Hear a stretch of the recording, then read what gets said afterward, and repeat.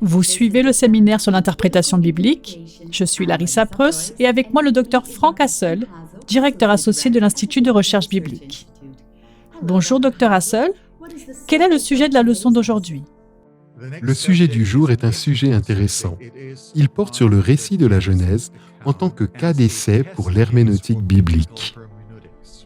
Nous avons pensé qu'il serait intéressant de ne pas simplement parler des principes de l'interprétation biblique, mais d'examiner réellement un passage biblique et de voir comment cela fonctionne et comment différentes approches et différentes méthodologies affectent l'interprétation de notre compréhension de ce passage. Et le passage que nous avons choisi pour cette vidéo particulière et pour le chapitre du livre est le récit de la création de la Genèse. Nous l'avons délibérément choisi parce que c'est un sujet contesté en théologie. De nombreuses personnes se demandent si ce récit est historiquement fiable ou s'il s'agit simplement d'un élément qui nous renseigne sur la théologie des auteurs bibliques. Dans cette vidéo et dans le chapitre du livre associé, nous verrons plus en détail comment les différentes approches et méthodes herméneutiques conduisent en fait à une compréhension très différente de la création et du rôle de la création pour nous aujourd'hui. Cette vidéo sera donc un éclairement pour beaucoup, je pense, car vous verrez comment différentes approches aboutissent à des conclusions très différentes et quelles en sont les implications. Parce que si nous traitons de la création, nous ne traitons pas seulement de la création, nous traitons de la nature de l'homme.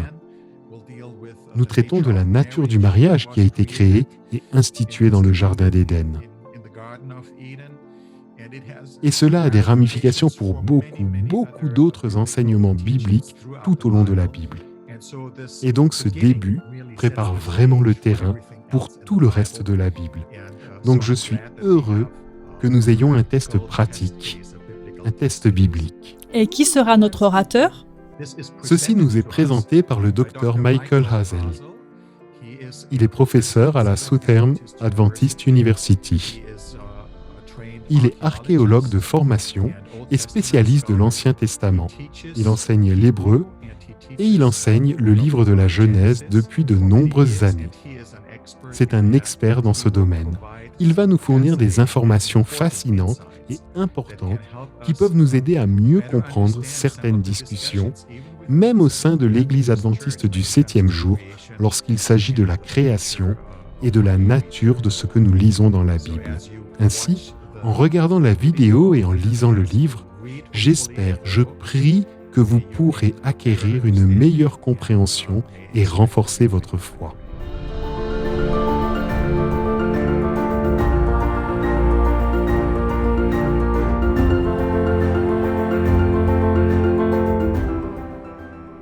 Le Dr Michael Hassel nous rejoint maintenant pour discuter du récit de la Genèse en tant que test de l'herméneutique biblique. Dr Hassel, comment la création affecte-t-elle la nature et le but de l'humanité? Le but de l'humanité est indiqué ici. En fait, les premiers mots que Dieu dit à l'humanité sont d'être fécond, de se multiplier et de remplir la terre, ce qui est une instruction très intéressante. Il donne la même instruction aux animaux, mais il la donne aussi à l'humanité. Il les bénit, puis leur dit d'être féconds et de se multiplier. C'est extrêmement important quand nous réalisons que le fondement de l'alliance du mariage entre un homme et une femme se trouve dans le récit de la création. C'est une institution de la création comme le sabbat. C'est quelque chose que Dieu utilise pour perpétuer sa promesse tout au long des Écritures. Je voudrais que vous y réfléchissiez un instant, car après la chute, l'humanité n'est pas maudite. Le sol est maudit. Le serpent est maudit. L'humanité n'est pas maudite. Il y a des conséquences, bien sûr, à ce qui se passe dans la chute, mais l'instruction d'être fécond et de se multiplier se poursuit dans la Genèse 5. Genèse 11. Elle se poursuit dans le déluge, et ce qui est important, c'est que c'est à travers cette union divine, cette union divinement institué entre le mari et la femme que l'avenir de l'humanité est promis. Et la promesse du Messie est effectivement promise. Ainsi, aujourd'hui, nous assistons à des redéfinitions du mariage, à des redéfinitions de ce que signifie d'être un homme et une femme, et de cette union. Et ce que nous voyons, c'est une déconstruction de l'ordre de la création. Cet ordre de la création est rétabli dans les 10 commandements, dans le 5e commandement. Honore ton père et ta mère. Et le commandement de ne pas commettre d'adultère. Le commandement de ne pas convoiter la femme de son prochain. Il y a forcément cet élément intrinsèque que l'on retrouve tout au long des Écritures, cet élément intrinsèque de l'humanité qui repose fondamentalement sur les parents et l'importance de la parentalité dans ce concept de formation continue de l'enfant et le mouvement des enfants dans la société et les avantages que la société tire d'une solide fondation familiale sont tellement intrinsèques dans les Écritures et dans les histoires que nous trouvons dans la Bible tout au long de son histoire. C'est donc quelque chose que nous trouvons institué à la création dans un but précis. Et c'est à travers ce but que Dieu est en mesure d'établir sa promesse d'un futur Messie, de la venue de Jésus-Christ. S'il n'y avait pas eu cette union des individus qui constituent l'héritage généalogique de Jésus que nous trouvons dans Luc et Matthieu, il n'y aurait pas eu de Messie qui serait venu dans ce monde. Dieu, bien sûr, aurait pu le faire, et il l'a fait, bien sûr, de manière miraculeuse. Mais il y avait une chose très présente dans cette histoire, alors que nous nous projetons dans le temps. Cet élément de la création est donc, en cela, extrêmement important. Qu'est-ce que la création a à voir avec notre conception du caractère de Dieu ? Dans la création, nous pouvons voir le caractère de Dieu révélé pour la première fois. L'une des choses dans le chapitre 1 de la Genèse mise en évidence est l'ordre de la création et le fait que Dieu est un Dieu d'ordre. Et d'autres termes, il crée un écosystème pour la vie en commençant par la lumière. Et le premier jour de la création, il sépare la terre de l'eau. En faisant toutes ces choses, il travaille à créer un écosystème de vie, en créant l'atmosphère, en créant tous ces éléments, puis en remplissant ces éléments de vie plus tard.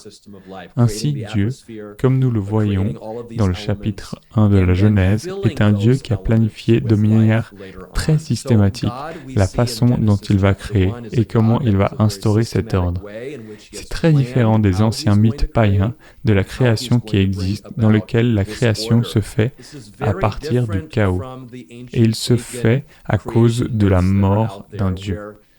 Le mélange de sang et du corps de ce Dieu avec de l'argile afin de créer l'humanité. Mais n'est pas une chose très planifiée. Cela arrive juste comme ça. C'est très différent de manière majestueuse dont la création est décrite dans Genèse 1. Nous voyons donc Dieu est un Dieu d'ordre. Deuxièmement, nous voyons un Dieu qui prend soin de sa création. Comme nous venons de le décrire, avec sa création d'Adam et Ève, il est un Dieu qui cherche à avoir une relation avec sa création. Et il les cherchera ainsi par la suite. Quand Adam et Ève commettent le péché, c'est Dieu qui initie à nouveau cette communication en posant cette question sans jugement. Où êtes-vous ? Il savait où ils étaient, mais il les cherchait et il les attirait à lui. Il le fait encore et encore, comme nous le voyons dans sa relation d'alliance. C'est toujours quelque chose que Dieu initie. C'est toujours quelque chose que Dieu réalise et auquel nous répondons en réciprocité. Que se passerait-il donc si Dieu ne créait pas de la manière décrite dans la Bible ? Que se passerait-il s'il créait au cours d'un processus de plusieurs milliards d'années et utilisait le temps de l'évolution et le concept de survie du plus apte. Je pense que cela aurait un impact majeur sur le caractère de Dieu. Tout d'abord, Dieu aurait ordonné des millions et des millions d'années d'holocaustes de créatures, se détruisant les unes les autres afin d'assurer la survie du plus apte, alors qu'elles tentaient de se frayer un chemin vers le sommet de façon innée, ou quel que soit le processus. Et ce n'est pas tout. Le Dieu que nous voyons dans les Écritures, ce n'est pas du tout le Dieu que nous voyons dans Genèse 1 et 2. Dieu est un Dieu d'ordre, et il crée un monde parfait qui tombe ensuite dans la tentation et le péché. Dieu crée parfaitement. Dieu ne crée pas de manière imparfaite. C'est un enjeu majeur. L'autre question majeure concerne le caractère de Dieu et que Dieu est également dépeint. Jésus est dépeint dans le Nouveau Testament comme étant le Dieu qui peut parler, et les gens sont guéris. Il parle, et quelque chose se produit. Le centurion vient à lui et lui dit à Capernaum, « Dis simplement un mot, car moi qui suis soumis à des supérieurs, j'ai des soldats sous mes ordres. Mais dis un mot, et mon serviteur sera guéri. » Jésus s'émerveille dans sa foi, car cette foi est tellement plus grande que tout ce qu'il a vu. Alors Jésus dit, « Ton serviteur sera guéri. » Et à ce moment même, ce serviteur a été guéri. Ainsi, la capacité du Sauveur à parler se reflète sur la création, parce que c'est le même Créateur qui a parlé, et les choses existaient.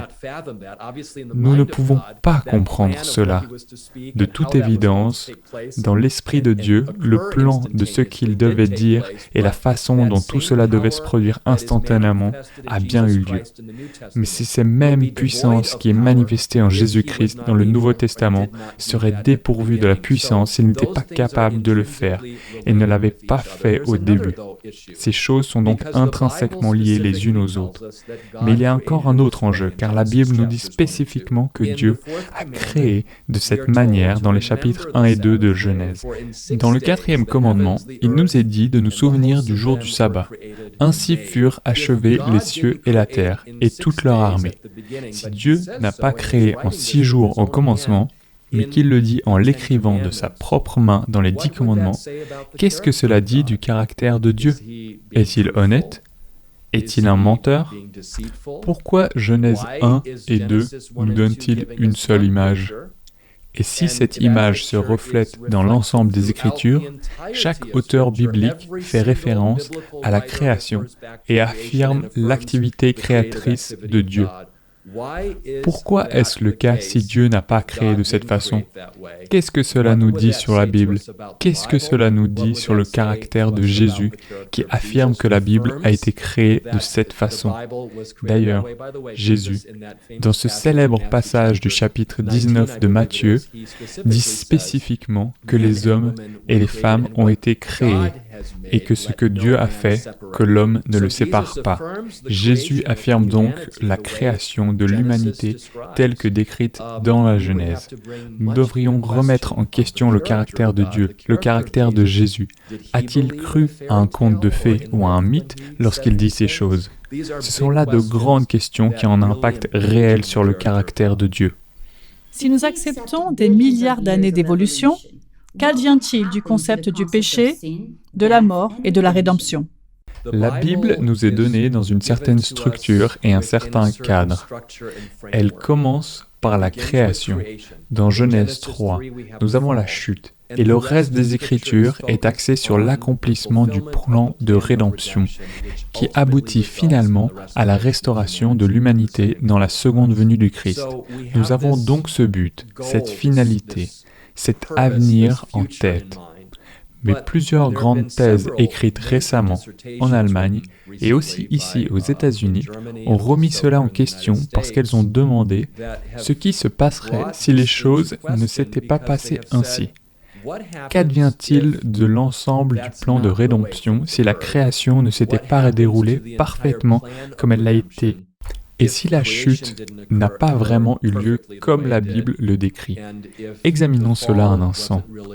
car il s'agit d'une question majeure. Dans l'Épître aux Romains, Paul dit « Car le salaire du péché, c'est la mort. Le salaire du péché, c'est la mort. » Nous le savons. C'est exactement ce que Dieu a dit à Adam dans le chapitre 2 de la Genèse, avant la chute. Il l'a averti de ce qui arriverait s'il mangerait de l'arbre de la connaissance du bien et du mal. Nous savons qu'après cela, nous connaissons la malédiction que Dieu a lancée et qui s'est effectivement produite. Et nous connaissons la réalité de ce qui s'est passé, à savoir que nous mourrons tous si Dieu ne vient pas nous sauver avant. C'est une réalité à laquelle nous sommes confrontés dans la vie.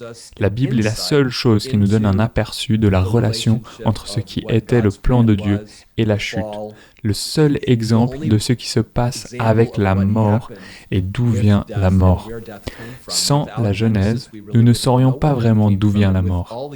Et avec toutes les autres religions, nous supposerions simplement qu'il s'agit d'un schéma cyclique qui a toujours existé et qui existera toujours. Les Égyptiens croient que la création est issue de la mort, en fait, que la mort était le premier Dieu qui a créé toutes les choses. L'hindouisme, avec sa vision cyclique, voit également la mort et la vie comme un continuum qui a toujours été et sera toujours. Seule la Bible nous permet de comprendre que la mort n'a pas toujours fait partie de la création divine et qu'elle ne fera pas partie de l'avenir. Voici donc la question. Que se passe-t-il si vous avez des milliards d'années de mort avant l'entrée du péché ? En d'autres termes, si les êtres humains étaient la fin d'évolution humaine et qu'Adam et Ève étaient en quelque sorte sortis de ce bassin à ce moment-là, comme s'il y avait une sorte d'Adam et d'Ève là-bas, que faites-vous de ces millions et millions d'années de mort avant qu'il y ait l'humanité, avant qu'il y ait un couple qui puisse pécher ? Et bien sûr, même le couple est remis en question. Comme nous le soulignons dans le chapitre, beaucoup de théologiens aujourd'hui ne croient pas qu'Adam et Ève étaient des êtres littéraux. Ils étaient une sorte de représentants, si vous voulez, de l'humanité. Car si vous acceptez une vision évolutionniste du monde, le monde n'a pas commencé avec deux êtres humains. Il a commencé avec de nombreuses créatures qui ont finalement abouti à un pool génétique, à un pool d'individus qui étaient des êtres humains. Vous pouvez lire toutes les situations dans les volumes ici. Alors que se passe-t-il avec ces millions d'années de mort ? Eh bien, cela frappe au cœur même de l'Évangile. S'il y avait eu des millions d'années de mort avant le péché, alors le salaire du péché ne peut plus être la mort. Et si le salaire du péché n'est plus la mort, alors quel serait le but d'envoyer le Christ sur cette terre ? Quel serait le but de sa mort sur la croix ? Que serait sa mort substitutive sur la croix pour payer le prix légal de nos péchés si la mort n'était pas la conséquence du péché ? Il s'agit donc d'une question majeure qui touche au cœur même du christianisme. Ce n'est pas une question périphérique où nous nous contentons de traiter un ou deux chapitres de la Bible au début et de dire « Eh bien, nous pouvons comprendre cela d'une manière différente, d'une manière nuancée, comme une métaphore ou autre chose. » Non. L'intégralité du plan de rédemption est construite sur ce qui s'est passé au début. Si la création ne s'était pas produite au début, exactement comme la Bible le décrit, alors le plan de rédemption n'aurait pas été nécessaire. Il n'y a aucune raison pour que Jésus-Christ ou le plan de rédemption ait été mis en place. Nous pourrions tout aussi bien nier l'intégralité du christianisme parce que tout repose sur les deux premiers chapitres de la Bible. Il est intéressant de noter que James Barr, l'un des principaux professeurs à l'université d'Oxford, professeur Regius d'Hébreu, critique les érudits évangéliques pour leur incohérence dans l'un de ses livres. Il dit « Comment pouvez-vous croire en l'infaillibilité de l'Écriture et en même temps essayer de décrire ce qui s'est passé au début de la Genèse comme quelque chose de différent de ce qui s'est passé. » Tout spécialiste de l'hébreu qui comprend ce qui s'est passé au début de la Genèse comprend que l'auteur avait l'intention de communiquer que la création s'est produite en 7 jours littéraux, consécutifs et contigus, qu'il s'agit de périodes de 24 heures et que le déluge mondial fut un événement mondiale. Si vous niez cela, dit-il, fondamentalement, vous supprimez une grande partie des Écritures. Et cela n'est pas compatible avec une vision conservatrice ou biblique des Écritures qui prend ces choses au sérieux. Quel est le lien entre la création et la seconde venue de Jésus? En théologie, nous utilisons parfois des termes très techniques, et nous pourrions dire que la protologie, les choses qui sont arrivées au début, et l'eschatologie, les choses qui arrivent à la fin, sont intimement liées l'une à l'autre. Vous ne pouvez pas avoir l'un sans l'autre. Et nous le voyons dans l'histoire de l'Église chrétienne. Nous le voyons également dans les implications de ce qui se passe si nous abandonnons les 2 premiers chapitres de la Genèse comme étant des comptes rendus littéraux de ce que Dieu a réellement fait au début. Nous avons un merveilleux passage, Ésaïe 65, verset 17, qui dit « Car je vais créer de nouveaux cieux et une nouvelle terre ». Nous voyons cette promesse comme une promesse qui se produit tout au long des Écritures. Il y a quelque chose qui est attendu avec impatience. Il y a quelque chose qu'on attend avec impatience alors que Dieu met en œuvre son plan de rédemption. Le plan de rédemption ne se termine pas seulement lorsque Christ est venu sur cette terre et à la croix, où il a eu la victoire sur les péchés et où il a payé la peine ultime pour nos péchés. Mais l'aboutissement ultime du plan de Dieu est sa seconde venue. Comme Jésus l'a dit, « Je vais vous préparer une place, et lorsque je m'en serai allé, et que je vous aurai préparé une place, je reviendrai, et je vous prendrai avec moi, afin que là où je suis, vous y soyez aussi. » Cette espérance dans le salut que Jésus nous offrira dans les nouveaux cieux et la nouvelle terre est merveilleuse.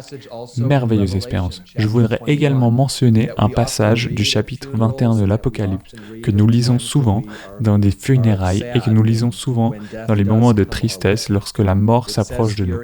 Il est dit ici, « Il essuiera toute larme de leurs yeux et la mort ne sera plus.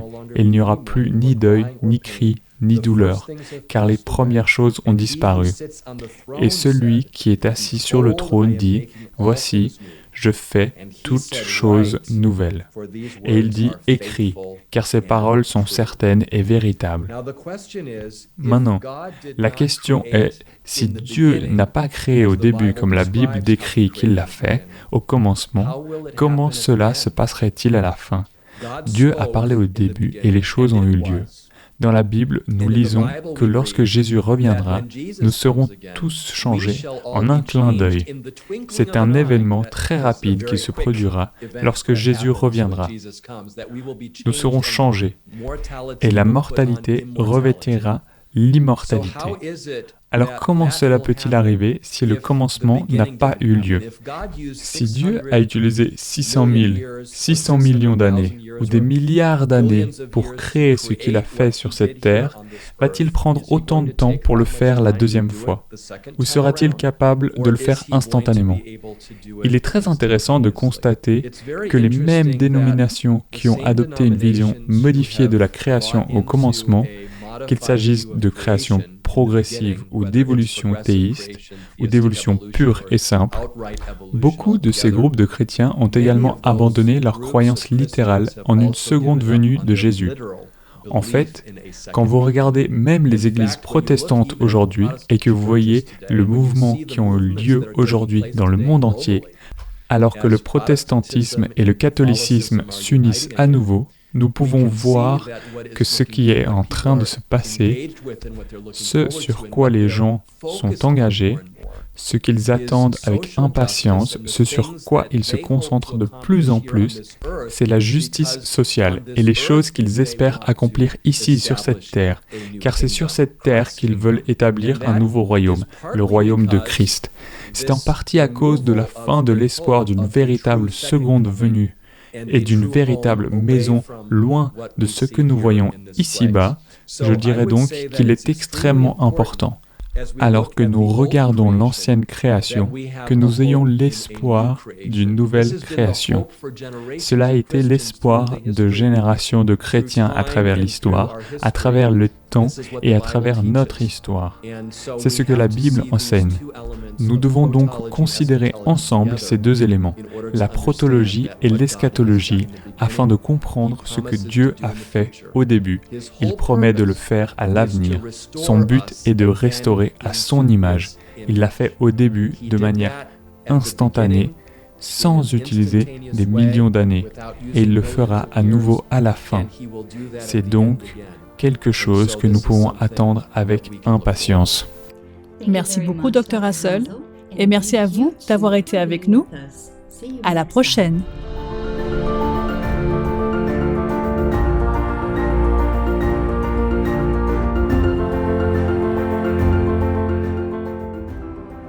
Pour une compréhension plus profonde de ce sujet, consultez adventistbiblicalresearch.org et achetez le livre Biblical Hermeneutics, An Adventist Approach.